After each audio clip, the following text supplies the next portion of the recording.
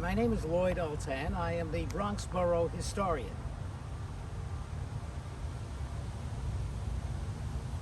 What was the area around in the Bronx and around the Williamsbridge Oval prior to the arrival of Europeans? Can you talk about what the culture was like? The land that is now the Bronx was largely covered in forest, such as we see here. The rather dense forest. Through those forest lands, there would be little footpaths, narrow footpaths, that would be what would later be called Indian trails. Some of those had been widened later on after the Europeans had arrived, and a number of them are now city streets. But in the area around the Williamsbridge Oval, there is no indication that there was any villages there at the time. Most of the villages were on water's edge, because water provided the main transportation with canoes and also provided some fish. They used the trails basically to get from place to place, but also to do some hunting, and perhaps, depending upon what is growing in the area, gathering nuts and berries. But that was what the Bronx was like before the arrival of the Europeans. And who were the native people like theirs? There is some controversy these days exactly how you would describe them. There's very little evidence of exactly who they are. We do know that they all had the same kind of culture, which is the woodland culture, and they lived in wigwams and did fishing and hunting, and the women did cultivation. The old men helped to make arrows, arrow tips, and young boys and girls would be trying to imitate what the elders were doing in their play, and that would prepare them for their adult lives. We do know that that today it is generally accepted that the entire area in and around New York City and the Bronx, and to a considerable extent in upstate New York, was part of a larger grouping of Indians called the Muncies.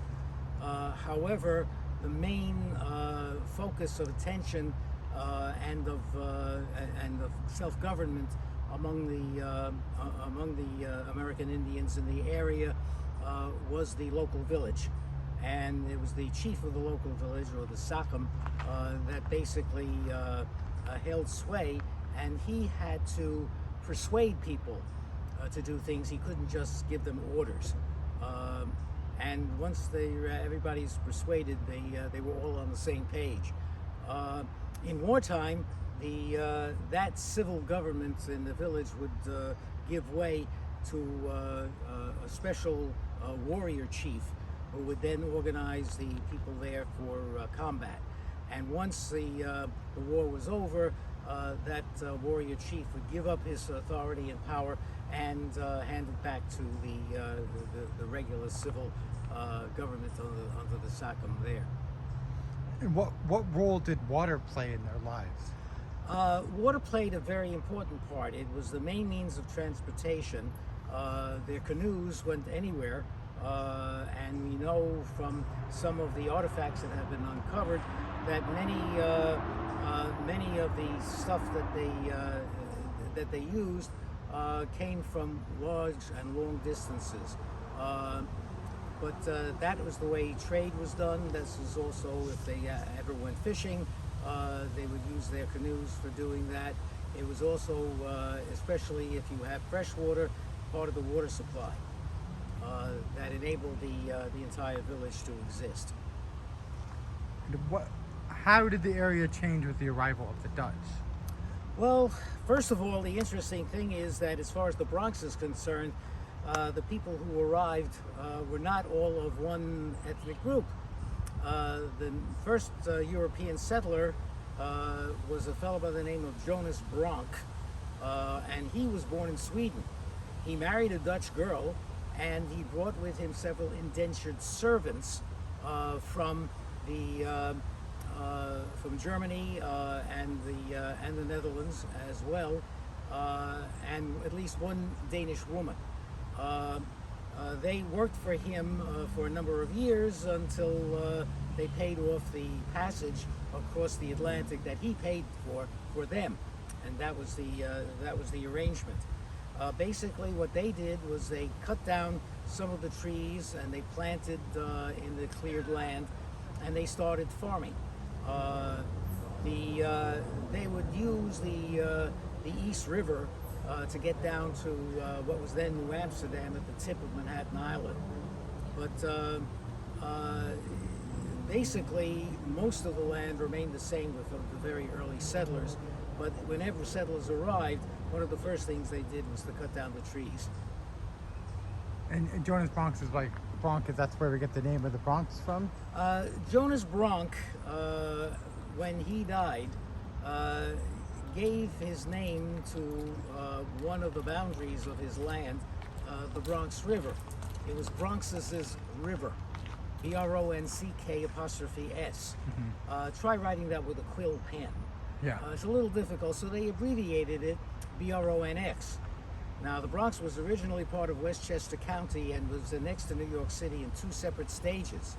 The western half in 1874, the eastern half in 1895, and in 1898 the city annexed Brooklyn, Queens, and Staten Island and set up the borough system. They decided that the two areas previously annexed should also become a borough, but they didn't know what to call it since it never had a name before.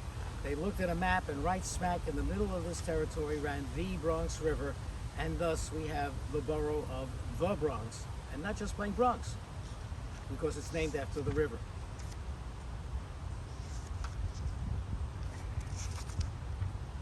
And how is, I think you talked about it a little bit, like, so when it became part of England, did it just not dramatically change from Dutch colonization to English colonization? It was... The English settlers had arrived long before the English fleet arrived.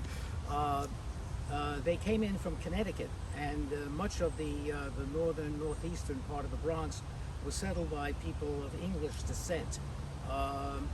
And they were here at the time when the English fleet arrived. And by the way, this great English fleet that took over all of New Netherland and New Amsterdam was a part, consisted exactly of 3 ships. And then after the Revolutionary War, how did the neighborhood evolve? Well, after the Revolutionary War, the area was all farmland, and it was there, all farmland in the immediate colonial past, and continued to be. But as time went on, in the 19th century, the railroads started to come in. The area became a little bit more suburban. There were some more suburban villages that was set up, still largely rural. Industry started coming in the second half of the 19th century, modern industry, and urbanization really grew apace from the 1890s onward. The ethnic composition of the people also changed. In the early 19th century, you had a large number of Catholic Irish came in. They were first farmhands, and then began to go into other professions, including construction. In the middle of the 19th century, large numbers of Germans came in, and they became very entrepreneurial and established various shops and businesses. In the 1890s, you had large numbers of Southern Italians and Eastern European Jews coming in, and they put their own particular cast on it. So throughout the 19th century, at the time of urbanization, which was the very end of the century and continued into the 1920s, the whole landscape changed from forest to rural to suburban to urban, which it is today. can you talk about the Williamsbridge Reservoir and how it fit in to the greater New York City water system and when it was built? Yeah, the Williamsbridge Reservoir was originally built in 1888, and it was an earthen system that held water from the Kensico system, which was the second water system and the water supply for the city of New York. The Croton was the first. They dammed up the headwaters of the Bronx River, and that formed the Kensico water supply. The Williamsbridge Reservoir was meant to be a holding reservoir to hold water for distribution later on. And it stayed there until the 1930s. And what was the original name of the reservoir? It was always called the Williamsbridge Reservoir because the area that is today called the Norwood neighborhood of the Bronx was originally called, believe it or not, Williamsbridge because it was close to an old colonial bridge over the Bronx River at Gun Hill Road near the farm of John Williams. And so it did not change its name to Norwood until after the reservoir was built. And there was a man who began to develop the area as a residential area, and he gave it a nice sounding suburban name called Norwood. And that changed the name of the neighborhood. However, the reservoir's name remained Williamsbridge Reservoir. But there still is a section of the Bronx called Williamsbridge also. There is a section of the Bronx called Williamsbridge, which is still in existence today, but it is on the east bank of the Bronx River, whereas the name applied to both banks of the Bronx River originally. And when did the reservoir close? For the use the reservoir closed in around the early 1930s, and then it was developed by Robert Moses, the first New York City Parks Commissioner, into a park, and he emphasized the playground part of the park more than the resting areas. He was always interested in using parks for active sports and recreation. Not so much passive. Right. And then it was part of the water system, but then they took it off of the water system, and then it was a swimming hole for a while. Is that what I've heard? No. What happened was that while it was a reservoir, children growing up in the area on very hot summer days would sneak into the reservoir and use it as a swimming hole. It was not official, obviously, and what they were doing was completely illegal and somewhat dangerous, but nevertheless, it was not an official pool or anything like that. It was unofficial, but it was a way in which the children in the area cooled off on a hot summer day. What was here at the Williamsbridge Oval prior to it becoming a reservoir? It was farmland before becoming a reservoir.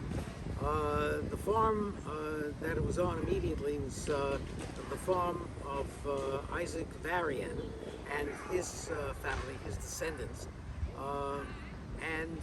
They originally raised wheat. That was the cash crop, until the Erie Canal tapped into what is today the Midwest, and the wheat started coming down from there, and they couldn't compete. So the farm became a truck farm, raising vegetables and fruit and lambs for the New York City market. Slowly, over the years, the Varians sold off some of the property, so it was comparatively small, and they used it at the end basically as a dairy farm, producing and selling milk. The reservoir itself was built on their property, and it straddled the route of the original Boston Post Road, thus cutting the road into two parts. And later the road was divided into several small local streets. that many of which still survive today. But the house that Isaac Varian and his family lived in is still standing right near the exit of the park, and the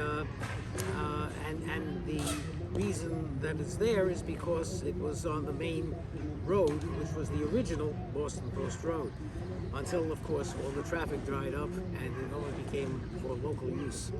And the Varian House, it's the same house. It's like the Bronx Historical Society? Yeah, the Bronx County Historical Society owns and operates the house called the Valentine Varian House. It was built in 1758 as a stone farmhouse, and the guy who built it was a blacksmith by profession, Isaac Valentine. After the American Revolution, there was a lot of economic dislocation. He was forced to sell the house to Isaac Varian. As I said, the Varians owned the house and operated the farm throughout the 19th and into the early 20th century. By the early 1900s, it became very difficult to keep the farm going. So rapid urbanization was occurring, and property taxes were going up, and consequently the house was eventually sold at auction, and that house is now owned by the Bronx County Historical Society and is run as the Museum of Bronx History.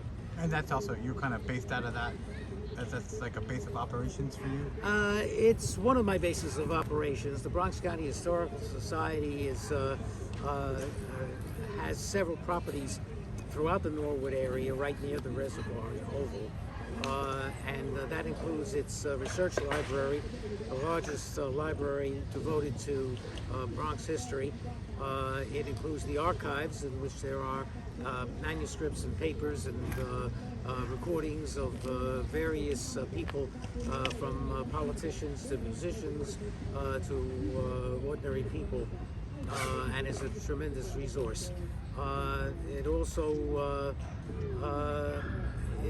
is a place where the walking tours and bus tours of the run by the Historical Society are planned, and I lead some of those tours myself. How long have you been coming to the Williamsbridge Oval? Well, only since basically since the 1960s, as part of the campaign to preserve the Valentine Varian House from destruction.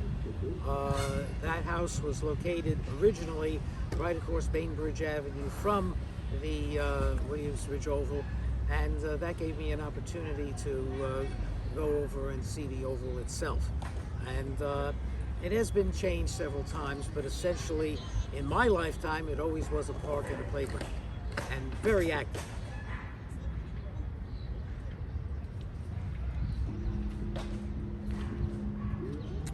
Okay, what is your favorite part about the Oval? Unfortunately, everybody asks me that question of one shape or another, and I have the same answer. I don't play favorites. but not even necessarily the Bronx, but the Oval itself. No, even the Oval itself. I mean, there are things I like at a time when I like it. So. Well, what do you like about that?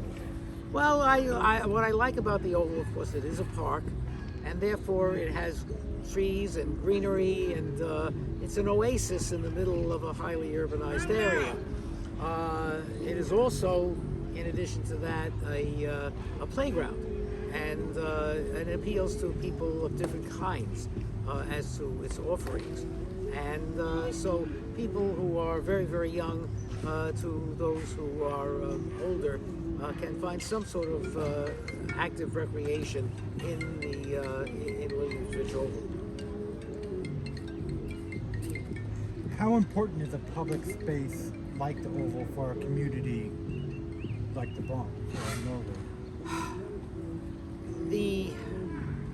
I can go back to the father of the Bronx Park system, a northern Italian Catholic Irish immigrant by the name of John Mullally.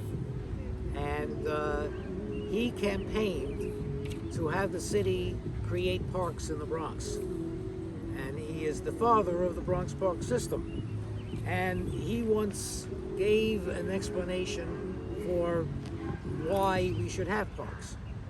And he wrote it in a book, in one of his early books, and the title of that book was Lungs for the City. It produces fresh air, and therefore it is a refuge from the sooty, dirty city that was around at that time at the end of the 19th century. And it still is, and the fact that it's quieter, the fact that the air is still fresh, an oasis for the people who live here. And why do you love the Bronx? Why wouldn't I? I find the Bronx is diverse in many ways. It's diverse in its neighborhoods, in its architecture, in its cultures, and it has so many parks. 25% of the landmass of the Bronx is parkland.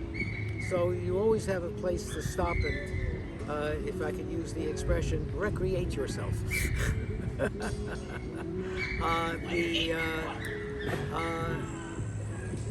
But most especially what I like about the Bronx is the people. Most people don't realize this, but Bronxites are a friendly bunch. We are very friendly, and we also welcome the other throughout the history of the Bronx. That has started in colonial times and continued onward.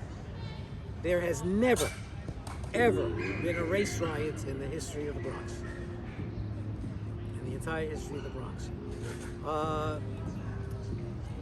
When the first Catholic came into the Bronx in 1744, all the Protestants saying, "What are we going to do with this queer duck?" And they said, "Well, look, if he swears an oath of allegiance to the king, it's all right with us." He swore an oath of allegiance to the king. It's recorded, and he was allowed to stay. He was a weaver, and he took part in the economy of the time. The first Jew that came into the Bronx came in somewhere about within 10 years later, and there is no mention of him being Jewish at all. Nobody complained at all. And the only reason why I found out he was Jewish is because he left a will. And it indicates that he was Jewish in that will. When the Irish, Catholic Irish came in large numbers in the early 1800s, they were welcomed, they'd given jobs.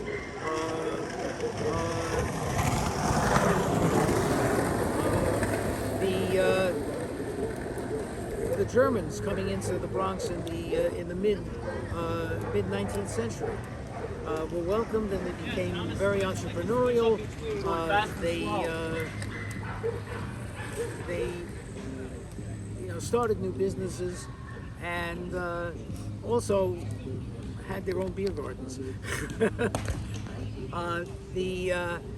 When the Italians and the Jews, Southern Italians and the Eastern European Jews came in, again, there was no big complaint.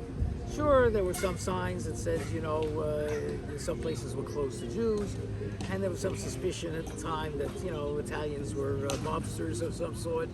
But they very easily became part of the landscape, part of the people. And then in 1943, when blacks and Puerto Ricans started coming in large numbers in Mott Haven, the people there who lived there were largely Irish, German, and Jewish. And when they saw those people coming in, they immediately organized to welcome them. They actually opened up the leadership of the Parent Teachers Association in the neighborhood to them, and when they elected blacks and Puerto Ricans, as well as from the other ethnic groups, in the executive committee of the PTA, they took turns meeting in each other's homes.